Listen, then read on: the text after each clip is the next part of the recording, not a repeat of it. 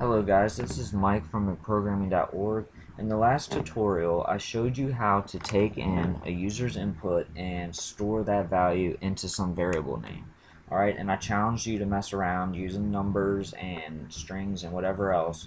So if you did that, you might have realized that if I put in a number into this input function, it is treated as a string, not as an integer.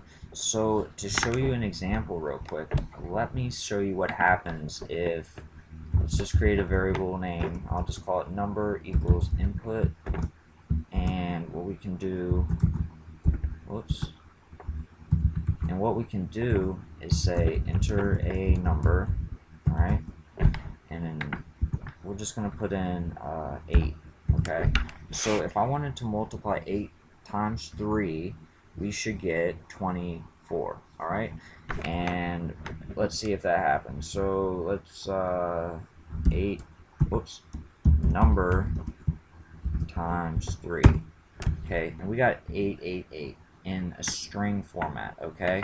So why did we get that? Because input returns a string to this variable right here. So number is actually holding 8, but it's a string value, so we can't do mathematical functions on it.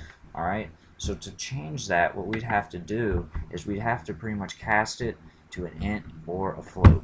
And the way you do that would be int number, just like that, okay? And that casts it to a number, where if we just print it out number, we have a string value. See how it has those single quotes marks on it.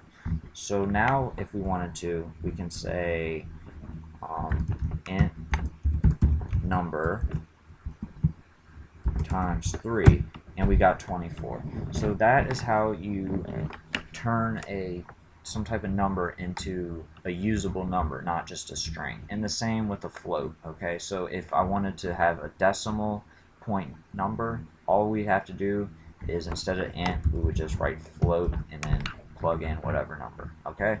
So that's the second part of this input function that I wanted to show you. I wanted you guys to think about it first, just to I think that's the best way to learn, is to make a lot of mistakes, and then you kind of see what you can't do.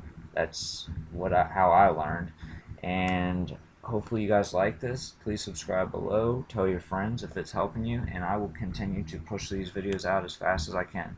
Thank you guys for watching.